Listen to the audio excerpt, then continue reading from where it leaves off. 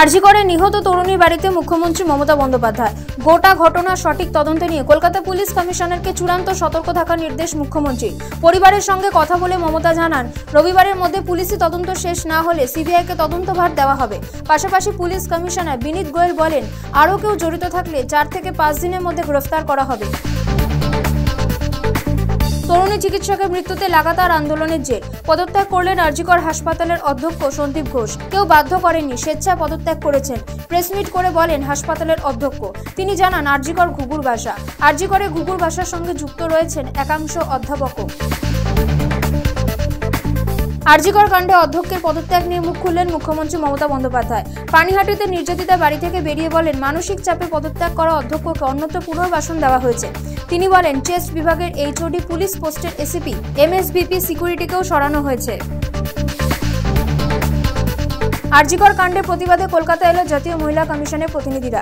লালবাজারে police কর্তাদের সঙ্গে বৈঠক করেন মহিলা কমিশনের 2 প্রতিনিধি। নিহত মহিলা চিকিৎসকের বাড়িতেও যাবেন কমিশনের 2 প্রতিনিধি। আরজিকর হত্যাকাণ্ডের জের, রাজ্য জুড়ে হাসপাতালগুলিতে কর্মবিরতির ডাক। RG Kar, SSKM, Kolkata medical college ও হাসপাতালের পাশাপাশি জেলার হাসপাতালগুলিতেও দেখা গেল কর্মবিরতির ছবি। No safety no duty slogan তুলে বিক্ষোভ মালদা মেডিকেল কলেজ ও হাসপাতালে। কর্মবিরতি চলবে, পুলিশকে ক্ষমা চাইতে হবে। 6 দফার দাবিতে হুঁশিয়ারি আরজিকরের আন্দোলনকারীদের। সোমবার দুপুরে আন্দোলনকারীরা একটি সাংবাদিক বৈঠক করেন। তারা জানান, দাবি পূরণ না হলে আন্দোলন চলবে। আরজিকরে তরুণী চিকিৎসকের ধর্ষণ ও খুনের ঘটনায় রাজ্য সহ উত্তাল গোটা দেশ। দেশজুড়ে কর্মবিরতিতে চিকিৎসকরা। দিল্লির এইমসের চিকিৎসকরা পথে নেমে বিক্ষোভে সামিল। আরজিকর কাণ্ডে সিবিআই তদন্তের দাবি দিল্লির আন্দোলনরত চিকিৎসকদের। আরজিকর কাণ্ডে এবার জনস্বার্থ মামলা কলকাতা হাইকোর্টে। শুধু সিবিআই নয়, অন্য কোনো নিরপেক্ষ সংস্থাকে ঘটনা তদন্তভার দিতে হবে। রাজ্যের প্রতিটি হাসপাতালে সিসিটিভি ব্যবস্থা বাড়াতে হবে। শুভেন্দু অধিকারী, কৌস্তব বাগচি, আইনজীবী ফিরোজ এডুলজি 3টি পৃথক মামলা দায়ের করেন। সিবিআই মামলায় দিল্লি হাইকোর্টে স্বস্তি না পেয়ে সুপ্রিম কোর্টের দ্বারস্থ অরবিন্দ কেজরিওয়াল। সিবিআই পৃথক মামলায় জেল থেকে মুক্তি পাননি দিল্লির মুখ্যমন্ত্রী। আবগারি মামলায় জেল থেকে মুক্তি চেয়ে শীর্ষ আদালতে আবেদন।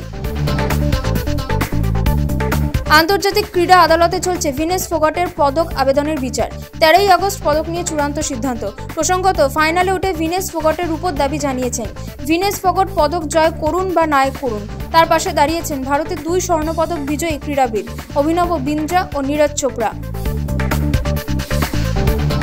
মহিলাদের টি20 বিশ্বকাপ আয়োজন করতে চায় বাংলাদেশ। অক্টোবর মাসে হওয়ার কথা মহিলাদের টি20 বিশ্বকাপ। বাংলাদেশে অশান্তির কারণে বিশ্বকাপ সরানোর কথা ভাবছে আইসিসি। এই পরিস্থিতিতে রাষ্ট্রপুঞ্জের দ্বারস্থ বাংলাদেশ।